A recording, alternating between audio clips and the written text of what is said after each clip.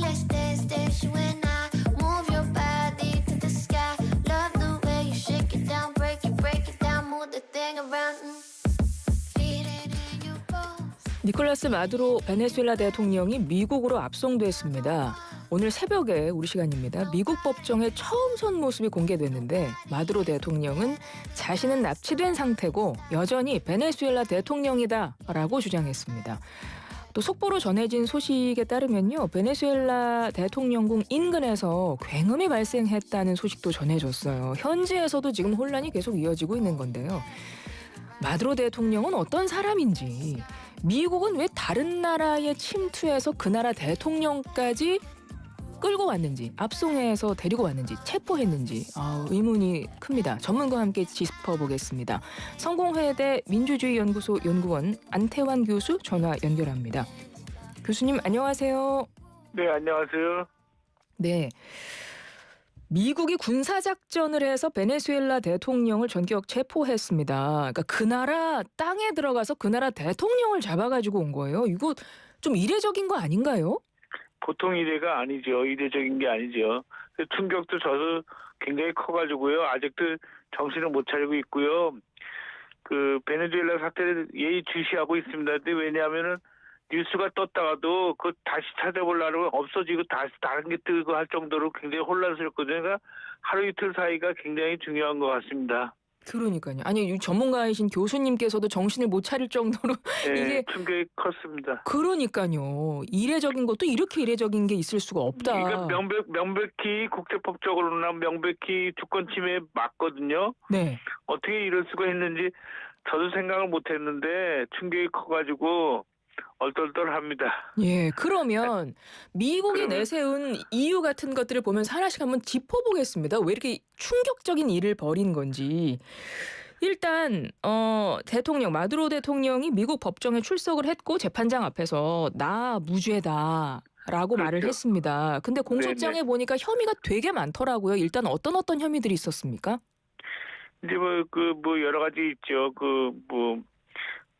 마약 테러리즘 공모. 마약 문제라든지 그렇죠. 기관총 문제 이런데 그건 사실 사소한 문제고 최근에 나온 그 뉴스 중에서 오일 문제, 석유 문제가 굉장히 중요한데 이게 1922년에 마라카이보라고 제가 현지도 갔었는데 거기서 이제 발견했거든요. 서구에 의해서. 그러니까 글로벌 로스에서 발견됐는데 2007년에 그러니까 1970년에 국유화가 있던 거를 차베스가 2007년에 다시 재국유화를 한 거죠. 그거를 미국의 의도는 다시 옛날로 돌아가게 하고 싶은 의도가 있는 것 같아요. 그러니까 그 가장 큰 이유는 트럼프 지지 세력이 마가라고 있지 않습니까? 네.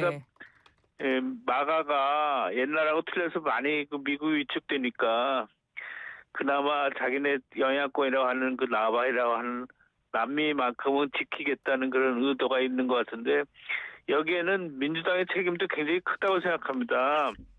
왜냐하면은 처음에 트럼프 때 구체적으로 이렇게 압박한 게 나왔지만 오바마 때부터 이제 정책 변화가 감지되거든요. 네. 그러니까 미국 민주당도 무조건 지금으로서는 이제 건수자 못하고 공격을 하지만 책임이 없지 않은 것 같다는 걸 지적하고 싶고요. 가장 중요한 게 푼토 휘어 체제라고 1958년 시작된 체제가 있어요.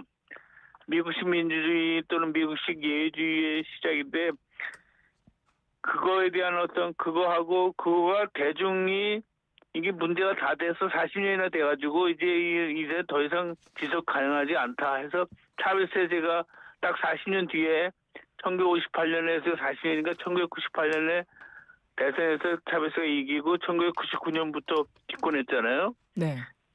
그러니까 40년 뒤에 판단을 내려서 대중이 결정한 건데 그거를 갖다가 차베스 대통령이 그러니까 베네수엘라 대통령이었죠. 예, 대통령이 됐죠.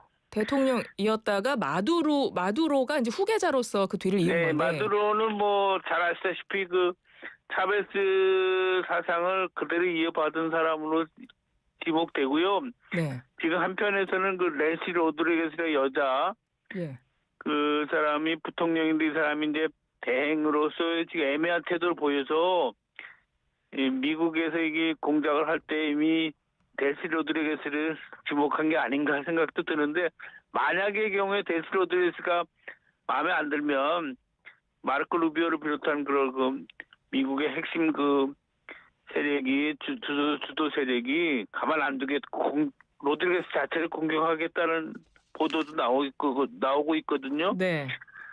그러니까 혼란스러운 상황이 계속되고 계속 저 자신도 뉴스라든지 그 베네수엘라 상황을 주목하지 않을 수가 없습니다. 그러니까 공소장에 따르면 마두로 대통령은 마약 테러리즘 공모, 코카인 밀 수입 공모, 기관총이나 많죠. 파괴 장비 소지, 불법 무기 소지 공모로 일단 붙잡아서 미국이 그 법정에 세운 건데 네. 지금 교수님이 보실 때는 이거는 뭐 중요한 안 문제는 되죠. 아니고 결국은 다른 의도가 있다 이런 말씀이신 거잖아요. 석유가 그렇죠. 의도인 거다라고 하는 건데 그래서 앞으로 미국이 어쩔 셈이라고 보시는 거예요?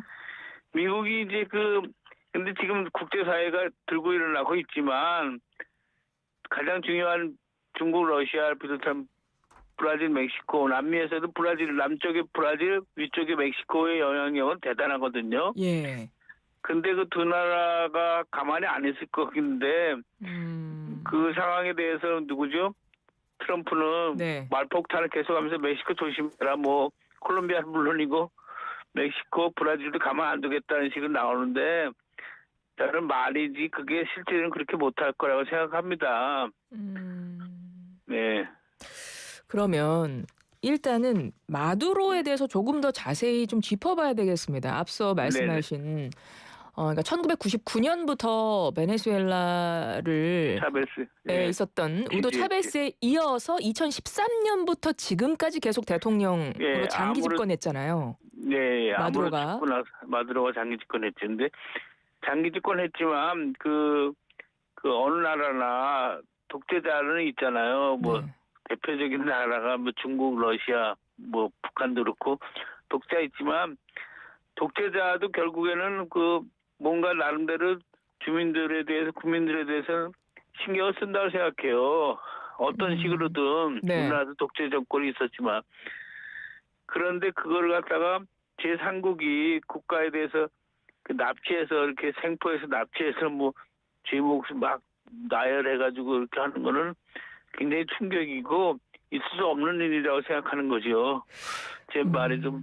그러니까 교수님은 일단 미국이 다른 나라 대통령을 물론 그 나라 장기 집권해서 그 나라의 뭐 경제라든가 여러 가지가 그 나라가 지금 혼란스러운 상태이기는 하나 남의 나라 대통령을 그 나라 들어가서 잡아온 거 이건 일단 기본적으로 주권 침해고 국제법적으로 위반이다. 이제 그 부분을 지적을 하시는 거고. 네, 그 지적하지 않을 수가 없습니다. 예. 그러면 말씀하세요. 좀 말씀을. 예. 지금 그렇지만 그럼에도 불구하고 중국이 무슨 이 중국이나 북한이 권위주의 국가가 이 기회를 틈타서 뭐 과감한 행동 또는 무모한 행동을 하지 않을까 두려워하는 예상도 있을 수 있는데 이론적으로는 있을 수 있지만 실제로는 그렇게 못할 것 같습니다. 중국도 그렇고 북한도 그렇고 네네. 권위주의 국가들이. 예. 그러니까 어쩔 수가 없고 규탄을 하겠지만 중국도 아시다시피 남미에 대해서 특히 베네수엘라 제가 연구하러 가면은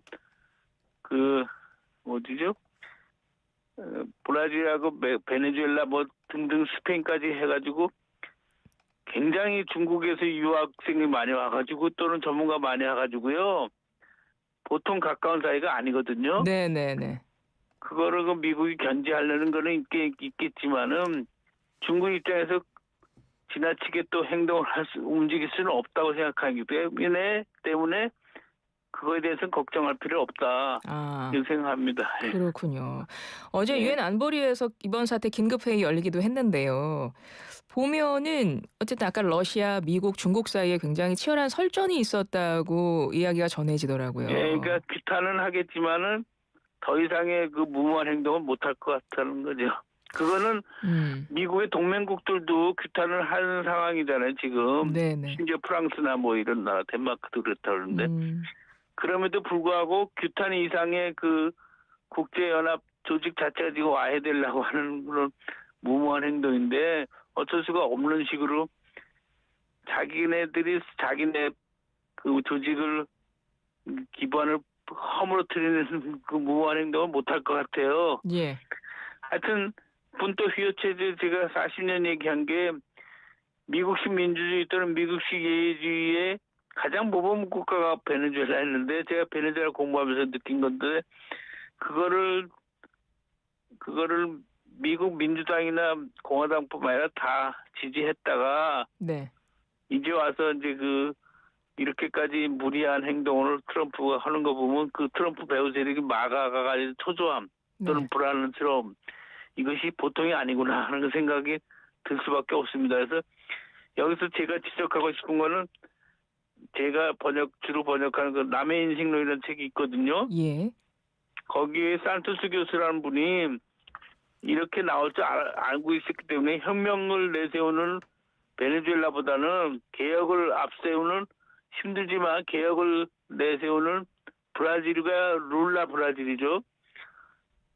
굉장히 중요하다라는 걸 지적을 했었는데 그러니까 혁명을 한다는 건 싹 바꿔보겠다는 건데 10을 바꾼다는 것보다는 5나 4래도 4, 5, 6일에도 바꿔보는 게 개혁인데 그렇게 힘든 과정을 거치겠다는 것을 높이 평가하는 그 산토스 교수의 해안에 대해서 참 이해가 안 됐었는데 이번에 이런 무모한 그 트럼프 세력의 트럼프만이 아니라 마르코 루비오가 핵심이라고 생각하는데 네. 마르코 루비오가 그 자신의 정책 위치 앞으로의 미래적인 전망 이런 걸 생각해서 더 이렇게 뭐죠? 반차베스 네. 사비스 뭐라고 하죠? 차베스 사상 마두로는 그 충실한 후계자일 뿐인데 넬시 로드리게스 기대했다가 이렇게 나오는 걸로 대해서는 충격과 함께 굉장히 당혹감이 심하구나 하는 걸 느낄 수밖에 없고 슬픕니다. 이번에 미국이 베네수엘라 통치에 개입할 것 같습니다. 그러니까 적절한 정권 이양이 이루어질 때까지 우리가 통치하겠다. 좀 이런 의사를 내비쳤는데 기대를 하고 있는 것 같아요. 특히 넬시 로드리게스. 근데 넬시 로드리게스가 애매한 태도를 취하는 걸로 확실한데 지금 부통령입니다. 권한대행, 대통령 권한대행 나와서 베네수엘라. 예. 애매한 태도, 의심스러운 행동을 하고 있지만 그럼에도 불구하고 선을 안 넘고 있거든요. 그러니까 넬시 로드리게스마저도 자기네 마음대로 안 될 경우에는 로드리게스 자체를 직접 공격하겠다는 말이 나올 정도로 이게 쉽지는 않은 것 같아요. 베네수엘라 국민은 이번 미국의 작전에 대해서 어떻게 생각할까요? 잘 아시다시피 유가 얘기를 안 할 수가 없는 게 2014년부터 떨어지기 시작했거든요. 남미가. 예. 유가가 그 석유가 중요하잖아요. 근데 미국은 특히 베네수엘라는 특히 그 중진로서 기술적으로 그걸 뽑아서 이렇게 하는 게 굉장히 어렵다고 그러더라고요. 기술적으로. 예. 기술이 자본이잖아요. 그죠? 예. 근데 그게 어려우니까 결국에는 미국에 의존할 수밖에 없는데 미국 입장에서는 자기네한테 가장 수출국이고 아이러니하게도 그러면 자기네들이 잘해서 차베스 그 재국유화 그런 거를 뒤집어서 다시 옛날로 돌아가고 싶은데 욕심이 당연히 있겠죠. 국민이 그럴 거다라고 지금 추측하시는 거예요? 국민이라기보다 그 미국의 그 핵심 세력 마가를 비롯한 그런 세력이 미국의 핵심 세력이 그럴 것이고 베네수엘라 국민, 베네수엘라 입장에서는 국민도 혼란스러운 것 같아요. 그래서 쉽게 말해서 차베스가 권위주의 통치하지만 그 국회 구성을 보면은 반차베스 세력이 만만치 않거든요. 네. 굉장히 우리가 아는 것보다 굉장히 강해요. 예. 근데 그들이 이렇게 혼란스럽기 때문에 그럼에도 불구하고 차베스 사상 이어받은 마두로도 옛날 차베스와 똑같이 독재적인 세력 아니냐라고 볼 수밖에 없는 거죠.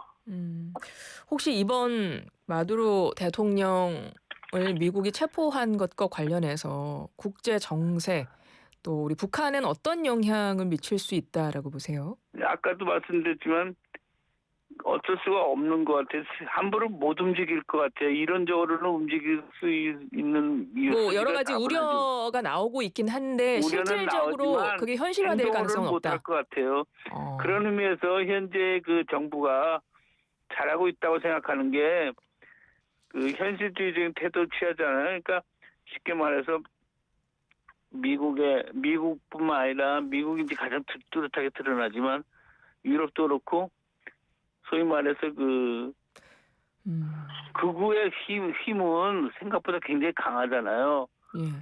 그런 상황에서 어쩔 수가 없는데, 그러니까 그들의 힘은 만만치 않다는 걸 인식하고 행동해야 된다는 현재 정부의 태도는 보수적인 태도는 상당히 신중하면서도 국익을 지키려는 그런 걸 높이 평가하지 않을 수가 없을 것 같아요. 제가 지금 저도 그렇군요. 충격을 받아서 예. 앞뒤가 좀 어떻게 보면은 불안하기도 하고 두렵기도 하고. 그러면 한데, 이번에 베네수엘라 사태 이후에 우리 정부는 지금 말씀하셨던 것처럼 외교적으로 네. 일단 신중한 입장을 계속 취해 나가야 한다 이런 말씀이신 거네요. 예, 신중한 입장을 취하는 게 잘하는 것 같다는 생각이 든다는 거죠. 알겠습니다. 그리고 오늘 잠깐 이제 속보 나온 것이 지금 그 베네수엘라 대통령궁 인근에서 굉음이 발생했다고 외신들이 지금 보도를 하고 있대요. 예, 맞아요. 폭발음 났다고 이거 지금 베네수엘라는 지금 어떤 상황이라고 추측하십니까? 굉장히 혼란스러운 상황일 것 같고요. 예. 그 제가 전에도 한 4번 정도 갔었는데, 예. 4번인가 횟수는 4번 가서 이제 뭐 많이 이제 더 과학적으로 학문적으로 연구한 분들을 접촉을 하면서 많이 배우기도 하고 했는데, 베네수엘라가 우리 생각보다 굉장히 다양하고 예. 다양성이 존재합니다. 우리나라는 너무나 한쪽 보도에 치우쳐 있는 것 같고 베네수엘라는 뭐 망했다고 생각하는데 그건 한 요소고 다양한 존재 중에 하나의 요소지 착각하면 안 된다. 그러니까 이것도 뭐 엄청난 지금 큰 어떤 하나의 사건으로 베네수엘라 내에서의 예. 뭐 어떤 혼란이나 이렇게 판단할 건 아니라는 말씀이신 것 같고 예, 그렇죠. 지금 AFP 통신에 따르면 미확인 드론이 베네수엘라 수도 카라카스 대통령궁 상공 비행했고 보안군이 대응 사격한 걸로 보인다고 이렇게 지금 속보가 나온 상황이어서 그러니까 그 소위 말해서 지켜봐야 될 것 같습니다. 샤베스 사상의 그 힘은 생각보다 강한 게 그러니까 문화 정도로까지 올라서 있기 때문에 미국이 뭘 연구해서 뭘 조사해서 이런 결정을 내렸는지 모르지만 잘못된 결정일 수도 있겠다라는 생각이 듭니다. 알겠습니다. 교수님 이제 마무리하겠습니다. 지금까지 성공회대 민주주의연구소 연구원 안태환 교수였습니다. 고맙습니다. 네, 고맙습니다.